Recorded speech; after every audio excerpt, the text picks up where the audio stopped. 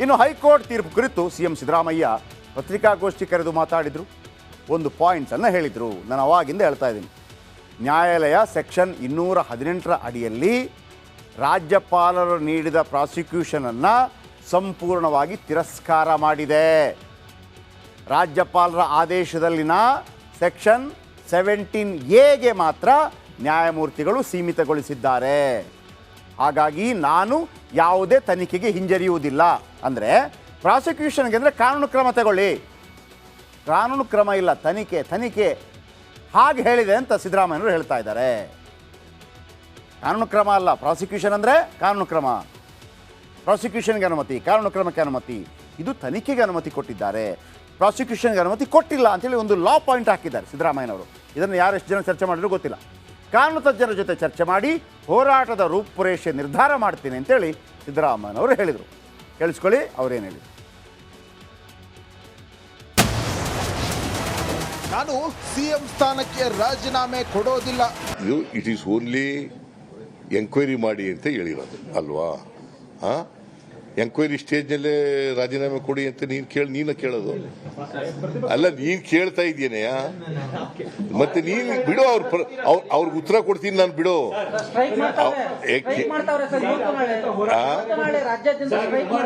ಮಾಡ್ಲಿ, we will face them politically. Congress ವಿರುದ್ಧ BJP JDS ಷಡ್ಯಂತ್ರ. ಇಡೀ ದೇಶದಲ್ಲಿ ಮಾಡಿದ ರೀತಿಯಲ್ಲೇ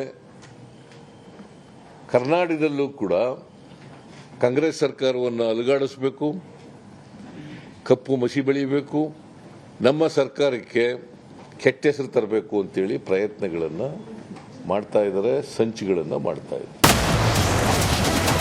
ಮೋದಿ ಸರ್ಕಾರದಿಂದ ಸೇಡಿನ ರಾಜಕೀಯ. ನರೇಂದ್ರ ಮೋದಿಯವರ ನೇತೃತ್ವದ ಬಿಜೆಪಿ ಸರ್ಕಾರ ನನ್ನ ಮೇಲೆ ಅಷ್ಟೇ ಸೇಡಿನ ರಾಜಕೀಯ ಮಾಡಲ್ಲ, ಇಡೀ ದೇಶದಲ್ಲಿ ಈ ಸೇಡಿನ ರಾಜಕೀಯ ಮಾಡ್ತಾ ಇದ್ದಾರೆ. ವಿರೋಧ ಪಕ್ಷದ ಸರ್ಕಾರಗಳು ಎಲ್ಲೆಲ್ಲಿದ್ದಾವೆ ಎಲ್ಲ ಕಡೆ ಸೇಡಿನ ರಾಜಕೀಯ ಮಾಡ್ತಾ ಇದ್ದಾರೆ. ಡಿಕೆಶಿ ಹೈಕಮಾಂಡ್ ನನ್ನ ಜೊತೆಗೆ ಇದೆ. ಯಾಕಂದ್ರೆ ಕರ್ನಾಟಕದ ಜನ ನಮ್ಮ ಪಾರ್ಟಿ ಮತ್ತು ನಮ್ಮ ಜೊತೆಯಲ್ಲಿ ಇದ್ದಾರೆ. ಜನರ ಆಶೀರ್ವಾದ ನಮ್ಮ ಮೇಲಿದೆ. ನನ್ನ ಜೊತೆಯಲ್ಲಿ ನಮ್ಮ ಎಲ್ಲ ಮಿನಿಸ್ಟ್ರಿಗಳು ಇನ್ಕ್ಲೂಡಿಂಗ್ ಡೆಪ್ಟಿ ಚೀಫ್ ಮಿನಿಸ್ಟರ್, MLAಗಳು, ಪಾರ್ಟಿ ಮುಖಂಡರುಗಳು, ಪಾರ್ಟಿ ಕಾರ್ಯಕರ್ತರು ಮತ್ತೆ ಹೈಕಮಾಂಡ್ ಎಲ್ಲರೂ ಕೂಡ ನನ್ನ ಜೊತೆ ಇದ್ದಾರೆ. ಈಗ ಇದೆಲ್ಲ ಯಾರಿಗಾದರೂ ಬೇಕಾ? ಸಿದ್ದರಾಮಯ್ಯ ಏನು ಹೇಳಿದ್ರು, BJP ಏನು ಹೇಳಿತು, ಕಾಂಗ್ರೆಸ್ನವ್ರು ಏನು ಹೇಳಿದ್ರು, ಯಾರಿಗೂ ಬೇಡ. ಪ್ರಶ್ನೆ ಒಂದೇ, ಕಾಂಗ್ರೆಸ್ ಅವ್ರಿಗೂ BJP ಅವ್ರಿಗೂ CM ಅರೆಸ್ಟ್ ಆಗ್ತಾರಾ? ಈ ಪ್ರಶ್ನೆಗೆ ಉತ್ತರ. ಭಾರತೀಯ ನ್ಯಾಯ ಸಂಹಿತೆ 218ಕ್ಕೆ ರಾಜ್ಯಪಾಲರು ಅನುಮತಿ ಕೊಟ್ಟಿದ್ದು. ಭಾರತೀಯ ನ್ಯಾಯ ಸಂಹಿತೆ 218ಕ್ಕೆ ಅಂದರೆ ಪ್ರಾಸಿಕ್ಯೂಷನ್ಗೆ ಅನುಮತಿ ಕೊಟ್ಟಿದ್ದರು ಯಾರು? ರಾಜ್ಯಪಾಲರು. ಆದರೆ ಈಗ ಉಚ್ಚ ನ್ಯಾಯಾಲಯ ಸಿದ್ದರಾಮಯ್ಯ ಹೇಳೋದು ಭಾರತೀಯ ನ್ಯಾಯ ಸಂಹಿತೆ 218ಕ್ಕೆ ಅದನ್ನು ಕೈಬಿಟ್ಟಿದ್ದಾರೆ, ಹಾಗಾಗಿ ನನ್ನ ಮೇಲೆ ಪ್ರಾಸಿಕ್ಯೂಷನ್ಗೆ ಅನುಮತಿ ಇಲ್ಲ. Then what boss? ಸದ್ಯ ಭಾರತೀಯ ನ್ಯಾಯ ಸಂಹಿತೆ 218ಕ್ಕೆ ಅನುಮತಿ ನೀಡುವ ಅವಶ್ಯಕತೆ ಇಲ್ಲ. ಅಂದರೆ ಪ್ರಾಸಿಕ್ಯೂಷನ್ಗೆ ಅನುಮತಿ ಇಲ್ಲ, ಅಗತ್ಯ ಇಲ್ಲ. ಇನ್ನೂ ಪ್ರಕರಣ ದಾಖಲಾಗಬೇಕು, ತನಿಖೆ ಆಗಬೇಕು ಅಂತ ಹೇಳಿದೆ ಅಂತೇಳಿ ಸಿದ್ದರಾಮಯ್ಯನವರು ಹೇಳ್ತಾ ಇದ್ದಾರೆ. ಆಗ ಮಾತ್ರ 218ರ ವಿಚಾರ ಉದ್ಭವ ಆಗತ್ತೆ. ಏನು ಅರ್ಥ ಆಗಿಲ್ಲಲ್ಲ? ಹೇಳ್ತೀನಿ. ಇವರು ಹೇಳೋದು ಸಿದ್ದರಾಮಯ್ಯ ಪ್ರಾಸಿಕ್ಯೂಷನ್ಗೆ ಅನುಮತಿ ಅಲ್ಲ, ನನ್ನ ವಿರುದ್ಧ ಕಾನೂನು ಕ್ರಮಕ್ಕೆ ಅನುಮತಿ ಅಲ್ಲ, ಇದು ತನಿಖೆ ಮಾಡೋದಕ್ಕೆ ಅನುಮತಿ. ತನಿಖೆ ಮಾಡೋದಕ್ಕೆ ಅನುಮತಿ ಕೊಟ್ಟಿದ್ದಾರೆ. ಪ್ರಾಸಿಕ್ಯೂಷನ್ಗೆ ಅನುಮತಿ ರಾಜ್ಯಪಾಲರು ಕೊಟ್ಟಿದ್ರು, ಆದರೆ ಪ್ರಾಸಿಕ್ಯೂಷನ್ಗೆ ಅನುಮತಿ ತೆಗೆದು ಇದೀಗ ನನ್ನ ವಿರುದ್ಧ ತನಿಖೆಗೆ ಅವಕಾಶ ಕೊಟ್ಟಿದ್ದಾರೆ. ಆದ್ದರಿಂದ 17A ಅಡಿಯಲ್ಲಿ ತನಿಖೆ ನಡೆಯುತ್ತದೆ. ತನಿಖೆಯ ಭಾಗವಾಗಿ ಆರೋಪಿಯನ್ನು ಬಂಧಿಸ್ಬೋದು, ಬಂಧಿಸಬಾರ್ದು ಅಂತೇನಿಲ್ಲ. ನೋಟಿಸ್ ನೀಡಿ ಕೇವಲ ಕರೆಸಿ ವಿಚಾರಣೆ ಮಾಡಬಹುದು. ಆದರೆ ಇವರು ನ್ಯಾಯಾಲಯಕ್ಕೆ ಚಾರ್ಜ್ ಶೀಟ್ ಸಲ್ಲಿಸಬೇಕಲ್ಲ. ಈಗ ನಾವು ನಾಗೇಂದ್ರ ವಿಚಾರದಲ್ಲಿ SIT ಆರೋಪ ಪಟ್ಟಿ ಸಲ್ಲಿಸ್ತು, ಚಾರ್ಜ್ ಶೀಟ್ ಸಲ್ಲಿಸ್ತು. ಅದು ಅವರೇ ಯಾರು ಮಾಡಿದ್ದಾರೆ ಎಸ್ ಐ ಟಿ ಇದ್ದರೆ ಎಸ್ ಐ ಟಿ ಬೇರೆ ಯಾರಪ್ಪಂದವರು ಅಂದರೆ ಅವ್ರ ತಲೆ ಮೇಲಿದ್ದವ್ರದ್ದೆಲ್ಲ ಆದೇಶ ಕೇಳಲಿಲ್ಲ. ಆದರೆ ಈ ವಿಚಾರದಲ್ಲಿ ಚಾರ್ಜ್ ಶೀಟ್ ಸಲ್ಲಿಸಬೇಕು ಅಂತಂದರೆ ಮತ್ತೊಮ್ಮೆ ಅನುಮತಿ ಕೇಳಬೇಕು ರಾಜ್ಯಪಾಲರದ್ದು. ರಾಜ್ಯಪಾಲರು ಅದನ್ನು ಓದಬೇಕಾಗತ್ತೆ. ಚಾರ್ಜ್ ಶೀಟ್ ಸಲ್ಲಿಸುವಂತಿಲ್ಲ ಅನುಮತಿ ಇಲ್ಲದೆ.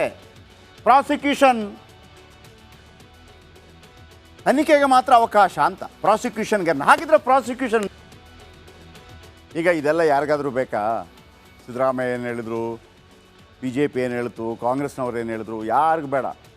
ಪ್ರಶ್ನೆ ಒಂದೇ, ಕಾಂಗ್ರೆಸ್ ಅವ್ರಿಗೂ ಬಿ ಜೆ ಪಿ ಅವ್ರಿಗೆ ಸಿ ಎಮ್ ಅರೆಸ್ಟ್ ಆಗ್ತಾರಾ? ಸಿ ಎಮ್ ಅರೆಸ್ಟ್ ಆಗ್ತಾರಾ? ಈ ಪ್ರಶ್ನೆಗೆ ಉತ್ತರ. ಭಾರತೀಯ ನ್ಯಾಯ ಸಂಹಿತೆ 218ಕ್ಕೆ ರಾಜ್ಯಪಾಲರು ಅನುಮತಿ ಕೊಟ್ಟಿದ್ದು. ಭಾರತೀಯ ನ್ಯಾಯ ಸಂಹಿತೆ 218ಕ್ಕೆ ಅಂದರೆ ಪ್ರಾಸಿಕ್ಯೂಷನ್ಗೆ ಅನುಮತಿ ಕೊಟ್ಟಿದ್ದರು. ಯಾರು? ರಾಜ್ಯಪಾಲರು. ಆದರೆ ಈಗ ಉಚ್ಚ ನ್ಯಾಯಾಲಯ ಸಿದ್ದರಾಮಯ್ಯ ಹೇಳೋದು ಭಾರತೀಯ ನ್ಯಾಯ ಸಂಹಿತೆ 218ಕ್ಕೆ ಅದನ್ನು ಕೈಬಿಟ್ಟಿದ್ದಾರೆ. ಹಾಗಾಗಿ ನನ್ನ ಮೇಲೆ ಪ್ರಾಸಿಕ್ಯೂಷನ್ಗೆ ಅನುಮತಿ ಇಲ್ಲ. Then what boss? ಸದ್ಯ ಭಾರತೀಯ ನ್ಯಾಯ ಸಂಹಿತೆ 218ಕ್ಕೆ ಅನುಮತಿ ನೀಡುವ ಅವಶ್ಯಕತೆ ಇಲ್ಲ. ಅಂದರೆ ಪ್ರಾಸಿಕ್ಯೂಷನ್ಗೆ ಅನುಮತಿ ಇಲ್ಲ, ಅಗತ್ಯ ಇಲ್ಲ. ಇನ್ನೂ ಪ್ರಕರಣ ದಾಖಲಾಗಬೇಕು, ತನಿಖೆ ಆಗಬೇಕು ಅಂತ ಹೇಳಿದೆ ಅಂತೇಳಿ ಸಿದ್ದರಾಮಯ್ಯನವರು ಹೇಳ್ತಾ ಇದ್ದಾರೆ. ಆಗ ಮಾತ್ರ 218ರ ವಿಚಾರ ಉದ್ಭವ ಆಗತ್ತೆ. ಏನು ಅರ್ಥ ಆಗಿಲ್ಲಲ್ಲ? ಹೇಳ್ತೀನಿ. ಇವರು ಹೇಳೋದು ಸಿದ್ದರಾಮಯ್ಯ ಪ್ರಾಸಿಕ್ಯೂಷನ್ಗೆ ಅನುಮತಿ ಅಲ್ಲ, ನನ್ನ ವಿರುದ್ಧ ಕಾನೂನು ಕ್ರಮಕ್ಕೆ ಅನುಮತಿ ಅಲ್ಲ, ಇದು ತನಿಖೆ ಮಾಡೋದಕ್ಕೆ ಅನುಮತಿ. ತನಿಖೆ ಮಾಡೋದಕ್ಕೆ ಅನುಮತಿ ಕೊಟ್ಟಿದ್ದಾರೆ. ಪ್ರಾಸಿಕ್ಯೂಷನ್ಗೆ ಅನುಮತಿ ರಾಜ್ಯಪಾಲರು ಕೊಟ್ಟಿದ್ರು. ಆದರೆ ಪ್ರಾಸಿಕ್ಯೂಷನ್ಗೆ ಅನುಮತಿ ತೆಗೆದು ಇದೀಗ ನನ್ನ ವಿರುದ್ಧ ತನಿಖೆಗೆ ಅವಕಾಶ ಕೊಟ್ಟಿದ್ದಾರೆ. ಆದ್ದರಿಂದ 17A ಅಡಿಯಲ್ಲಿ ತನಿಖೆ ನಡೆಯುತ್ತದೆ. ತನಿಖೆಯ ಭಾಗವಾಗಿ ಆರೋಪಿಯನ್ನು ಬಂಧಿಸ್ಬೋದು, ಬಂಧಿಸಬಾರ್ದು ಅಂತೇನಿಲ್ಲ. ನೋಟಿಸ್ ನೀಡಿ ಕೇವಲ ಕರೆಸಿ ವಿಚಾರಣೆ ಮಾಡಬಹುದು. ಆದರೆ ಇವರು ನ್ಯಾಯಾಲಯಕ್ಕೆ ಚಾರ್ಜ್ ಶೀಟ್ ಸಲ್ಲಿಸಬೇಕಲ್ಲ. ಈಗ ನಾವು ನಾಗೇಂದ್ರ ವಿಚಾರದಲ್ಲಿ ಎಸ್ ಐ ಟಿ ಆರೋಪ ಪಟ್ಟಿ ಸಲ್ಲಿಸ್ತು, ಚಾರ್ಜ್ ಶೀಟ್ ಸಲ್ಲಿಸ್ತು. ಅದು ಅವರೇ ಯಾರು ಮಾಡಿದ್ದಾರೆ ಎಸ್ ಐ ಟಿ ಇದ್ದರೆ ಎಸ್ ಐ ಟಿ ಬೇರೆ ಯಾರಪ್ಪಂದವರು ಅಂದರೆ ಅವ್ರ ತಲೆ ಮೇಲಿದ್ದವ್ರದ್ದೆಲ್ಲ ಆದೇಶ ಕೇಳಲಿಲ್ಲ. ಆದರೆ ಈ ವಿಚಾರದಲ್ಲಿ ಚಾರ್ಜ್ ಶೀಟ್ ಸಲ್ಲಿಸಬೇಕು ಅಂತಂದರೆ ಮತ್ತೊಮ್ಮೆ ಅನುಮತಿ ಕೇಳಬೇಕು ರಾಜ್ಯಪಾಲರದ್ದು. ರಾಜ್ಯಪಾಲರು ಅದನ್ನು ಓದಬೇಕಾಗತ್ತೆ. ಚಾರ್ಜ್ ಶೀಟ್ ಸಲ್ಲಿಸುವಂತಿಲ್ಲ ಅನುಮತಿ ಇಲ್ಲದೆ. ಪ್ರಾಸಿಕ್ಯೂಷನ್ ತನಿಖೆಗೆ ಮಾತ್ರ ಅವಕಾಶ ಅಂತ ಪ್ರಾಸಿಕ್ಯೂಷನ್ಗೆ. ಹಾಗಿದ್ರೆ ಈಗ ಇದೆಲ್ಲ ಯಾರಿಗಾದರೂ ಬೇಕಾ? ಸಿದ್ದರಾಮಯ್ಯ ಏನು ಹೇಳಿದ್ರು, ಬಿ ಜೆ ಪಿ ಏನು ಹೇಳ್ತು, ಕಾಂಗ್ರೆಸ್ನವ್ರು ಏನು ಹೇಳಿದ್ರು, ಯಾರಿಗೂ ಬೇಡ. ಪ್ರಶ್ನೆ ಒಂದೇ, ಕಾಂಗ್ರೆಸ್ ಅವ್ರಿಗೂ ಬಿ ಜೆ ಪಿ ಅವ್ರಿಗೆ ಸಿ ಎಮ್ ಅರೆಸ್ಟ್ ಆಗ್ತಾರಾ? ಸಿ ಎಮ್ ಅರೆಸ್ಟ್ ಆಗ್ತಾರಾ? ಈ ಪ್ರಶ್ನೆಗೆ ಉತ್ತರ. ಭಾರತೀಯ ನ್ಯಾಯ ಸಂಹಿತೆ 218ಕ್ಕೆ ರಾಜ್ಯಪಾಲರು ಅನುಮತಿ ಕೊಟ್ಟಿದ್ದು. ಭಾರತೀಯ ನ್ಯಾಯ ಸಂಹಿತೆ 218ಕ್ಕೆ ಅಂದರೆ ಪ್ರಾಸಿಕ್ಯೂಷನ್ಗೆ ಅನುಮತಿ ಕೊಟ್ಟಿದ್ದರು. ಯಾರು? ರಾಜ್ಯಪಾಲರು. ಆದರೆ ಈಗ ಉಚ್ಚ ನ್ಯಾಯಾಲಯ ಸಿದ್ದರಾಮಯ್ಯ ಹೇಳೋದು ಭಾರತೀಯ ನ್ಯಾಯ ಸಂಹಿತೆ 218ಕ್ಕೆ ಅದನ್ನು ಕೈಬಿಟ್ಟಿದ್ದಾರೆ. ಹಾಗಾಗಿ ನನ್ನ ಮೇಲೆ ಪ್ರಾಸಿಕ್ಯೂಷನ್ಗೆ ಅನುಮತಿ ಇಲ್ಲ. Then what boss? ಸದ್ಯ ಭಾರತೀಯ ನ್ಯಾಯ ಸಂಹಿತೆ 218ಕ್ಕೆ ಅನುಮತಿ ನೀಡುವ ಅವಶ್ಯಕತೆ ಇಲ್ಲ. ಅಂದರೆ ಪ್ರಾಸಿಕ್ಯೂಷನ್ಗೆ ಅನುಮತಿ ಇಲ್ಲ, ಅಗತ್ಯ ಇಲ್ಲ. ಇನ್ನೂ ಪ್ರಕರಣ ದಾಖಲಾಗಬೇಕು, ತನಿಖೆ ಆಗಬೇಕು ಅಂತ ಹೇಳಿದೆ ಅಂತೇಳಿ ಸಿದ್ದರಾಮಯ್ಯನವರು ಹೇಳ್ತಾ ಇದ್ದಾರೆ. ಆಗ ಮಾತ್ರ 218ರ ವಿಚಾರ ಉದ್ಭವ ಆಗತ್ತೆ. ಏನು ಅರ್ಥ ಆಗಿಲ್ಲಲ್ಲ? ಹೇಳ್ತೀನಿ. ಇವರು ಹೇಳೋದು ಸಿದ್ದರಾಮಯ್ಯ ಪ್ರಾಸಿಕ್ಯೂಷನ್ಗೆ ಅನುಮತಿ ಅಲ್ಲ, ನನ್ನ ವಿರುದ್ಧ ಕಾನೂನು ಕ್ರಮಕ್ಕೆ ಅನುಮತಿ ಅಲ್ಲ, ಇದು ತನಿಖೆ ಮಾಡೋದಕ್ಕೆ ಅನುಮತಿ. ತನಿಖೆ ಮಾಡೋದಕ್ಕೆ ಅನುಮತಿ ಕೊಟ್ಟಿದ್ದಾರೆ. ಪ್ರಾಸಿಕ್ಯೂಷನ್ಗೆ ಅನುಮತಿ ರಾಜ್ಯಪಾಲರು ಕೊಟ್ಟಿದ್ರು. ಆದರೆ ಪ್ರಾಸಿಕ್ಯೂಷನ್ಗೆ ಅನುಮತಿ ತೆಗೆದು ಇದೀಗ ನನ್ನ ವಿರುದ್ಧ ತನಿಖೆಗೆ ಅವಕಾಶ ಕೊಟ್ಟಿದ್ದಾರೆ. ಆದ್ದರಿಂದ 17A ಅಡಿಯಲ್ಲಿ ತನಿಖೆ